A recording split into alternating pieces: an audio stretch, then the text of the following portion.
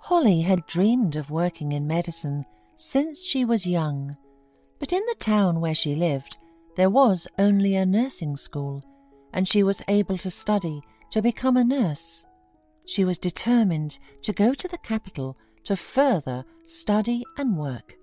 To rent an apartment in the capital and start a new life there, Holly worked hard during her studies and put money aside. She has found a modest apartment through the internet and set out to conquer the capital. The capital stunned her with its scale and luxury of the central streets. It was unusually noisy and crowded, especially in the subway, and at first Holly was even confused. The first night in the new place, she tossed and turned on the uncomfortable couch and could not sleep, and then burst into tears. Everything was unfamiliar around her, and she was afraid of what awaited her next. But people get used to everything. So it happened with Holly. She managed to get a job as a nurse in one of the city trauma surgeries, and the girl felt that life was getting better. Of course, at first it was not easy, both at home and at work.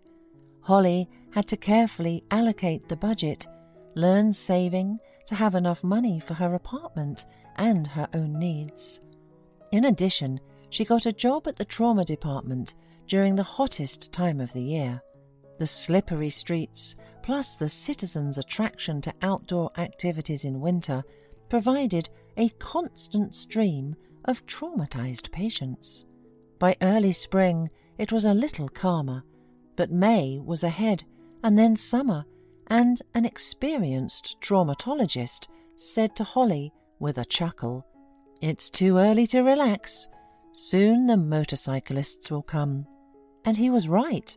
By early summer, motorcyclists began to come to them with alarming frequency.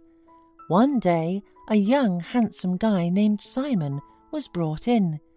He had purchased a new motorcycle and decided to try to take it out to the fullest. Fortunately, he was lucky and only suffered a couple of fractures and some bad bruises. Holly liked Simon at first sight, and that really hindered her work. She was shaking with excitement, and now and then she dropped or spilled something, blushing terribly. At first, the young nurse's clumsiness irritated Simon, but when he began to recover, he noticed that the girl was quite good-looking. Simon himself was handsome, cheerful, and generous. He had his own apartment, an expensive car, and a lot of money, and he did not lack for female attention, and changed girls one after another. When another nurse, Lena, noticed that Holly liked the new patient, they just laughed at her, explaining that such a common girl like her had nothing to do with such a rich man. Holly blushed and excused herself, saying that she did not even think about anything like that. But it so happened that the modest girl fell in the heart of a rich Lovelace. Of course, outwardly the young provincial seemed pale against the background of the shiny capital beauties with whom Simon used to communicate. But Holly's natural beauty, naivety, and pure look strongly captivated the spoiled guy's soul.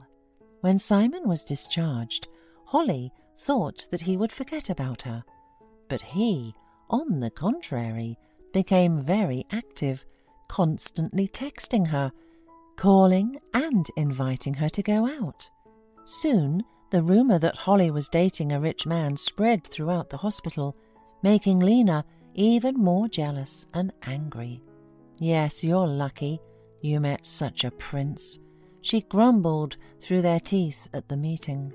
Holly smiled shyly and lowered her eyes, quietly walking on, while behind her back Lena spread dirty gossip to ruin her life. She did not understand how such a rich and successful guy could be interested in such a simpleton. But she did not stop at gossip. Soon Lena set Holly up, and eventually she was fired. Holly was ashamed to tell Simon about her situation. She looked for a job, but to no avail. The kind landlady allowed her to withhold payment, but it couldn't go on forever. Simon saw that something was going on with his girlfriend, and eventually he got the reason out of her after all. He was amazed at her modesty because she didn't even think to ask him for money. Soon after that, he asked Holly to marry him. Although Simon's parents were not happy that their son chose such a girl to be his bride, they helped to organize a magnificent wedding and sent the newlyweds on a romantic trip. Holly began to visit beauty salons, expensive boutiques, and changed so much that she outshone all of Simon's former girlfriends. But time passed, and Simon, as if he had played enough with his new doll, went back to his old habits. He began to go out, to have fun, to cheat on Holly, while his loving wife was diligently cleaning the apartment, cooking her husband delicious dinners, and trying to please him in everything. But he was not interested in all this. In addition, Simon was a terrible proprietor and jealous. He controlled all of Holly's calls, forbade communication with almost all of her friends, and even her mother had to call her on the sly. The woman felt that things were not going smoothly in her daughter's family life, but Holly calmed her down by saying that everything was fine. Over time, Simon stopped giving Holly money, allocating it only for groceries and household needs, and she had to save a lot to get at least a haircut. Besides, Simon did not even want to hear about her going to work, fearing the ridicule of his friends and colleagues. Feeling trapped, Holly cried into her pillow more and more often, not being able to pour out her soul to anyone.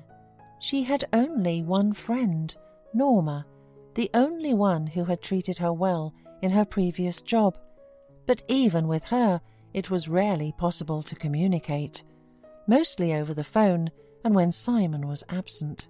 One day, Simon came home angry. He locked himself in the kitchen, and when half an hour later he came out, Holly felt a pungent smell of alcohol. Without any explanation, he walked right past her, slamming the front door. Holly had been trying to call him for 2 days, but he didn't answer. She didn't know what to think, and then Norma suddenly called and everything cleared up. "Holly, how are you there?" asked Norma with anxiety in her voice. "I seem to be fine. Why are you asking? Don't you know anything? Your husband ran over a young guy on a crosswalk and didn't even give him any money for treatment. His parents got him off, and now the guy will be an invalid." Holly was horrified by what she had heard and could not believe it. She asked her friend several times if she was sure that it was about Simon, but she had a reliable source in the police, and there could be no doubt. On the 3rd day, Simon came back, tired from his drinking binge, and went straight to bed. In the morning, Holly asked him about what had happened, but he did not even dignify her with a response. 2 months passed. Norma told her that the injured man, whose name was Edward, had been discharged from the hospital. Holly wished him well and hoped that everything would be all right. A time passed and life returned to normal. Simon hung out and Holly stayed at home. But one day, when her husband left for a business trip, Holly felt free and immediately met Norma in a cafe. They sat and chatted, and suddenly Holly remembered about Edward. "I often think of him. I wonder how he is," asked Holly sadly. "How? You don't know anything again. Not only is this guy left handicapped, but he is also now nowhere to live. He has no relatives. He lost his job because of his injury, and he can't rent an apartment either. Now he lives in a shelter, begging for money. I give him money from time to time. He's a good guy." Holly was horrified and asked Norma to take her to the place where Edward usually goes. He turned out to be a nice, well-mannered young man, dirty and hungry, and with big, sad eyes. When Holly saw him, she knelt down in front of him and begged his forgiveness for Simon. "Oh no, you don't have to. You are not responsible for your husband. I do not hold it against you. Anything in life happens." Holly suddenly had a strange idea. "Edward, we're going to my house now. There you will wash and eat and get a good night's sleep. You need it."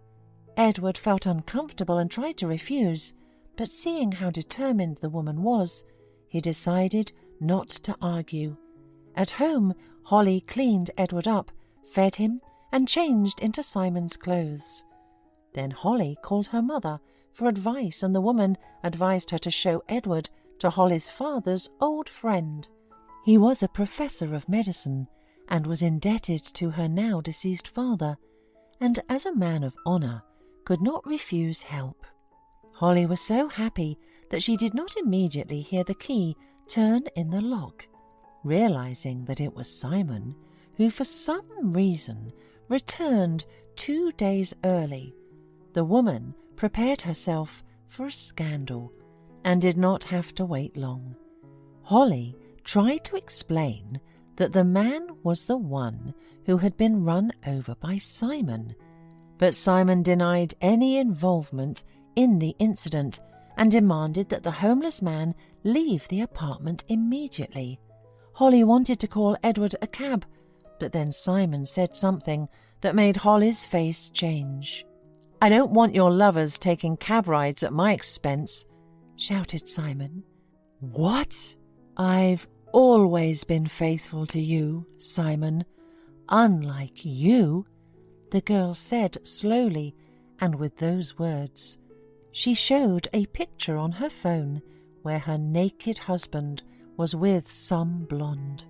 Holly silently began to gather her things, while Simon showered her with insults. "And I'm even glad you found out. She's not like you. You can get out of here with your invalid. I'm fed up with your care." Holly silently left the apartment with a suitcase, slamming the door. She decided to sell the jewellery her husband gave her and spent the proceeds on Edward's treatment. She thought it would be a fair thing to do. After that, she took Edward to the professor's house. Seeing his old friend's daughter, the man was delighted and immediately understood why they had come to see him. He suggested that Holly and Edward stay with him for the time being, and after a few days, he and his colleagues studied Edward's case history, and after some discussion, they came to the conclusion that the man had a chance. Edward was admitted to a hospital, and Holly was able to get a job there as a nurse. She diligently looked after him. Edward liked the kind and beautiful Holly very much, and they soon had a stormy romance. "You've fallen in love with a patient again," said Norma, laughing. "No, it's different now," Holly answered confidently. Soon Holly rented a modest, tiny apartment so as not to bother the professor, and brought Edward a laptop. As it turned out, he had recently graduated from a programming course, and before the accident he did an internship in one of the IT companies. So the computer was of vital importance to him. While the excruciating recovery from the surgery went on, to distract himself, he perfected his skills and even began to work remotely. 5 years passed. Edward and Holly were already married. Holly worked in a private clinic, and Edward quickly made a dizzying career in an IT company. One day, Simon was vacationing at a resort when he suddenly saw his ex-wife. She was walking by the hand with a slim, handsome man, and a cute little girl was running beside them and laughing merrily. "Did you see that?" exclaimed Simon's blonde wife. "I'm subscribed to her on social media. You should see what kind of house they have. And they live such an interesting life, not like us. Why did I ever get involved with you? You lost your business, you spent your parents' money, and you're worth nothing without them." Simon listened in silence and looked at Holly. She recognized him too, but walked past him with just a smile.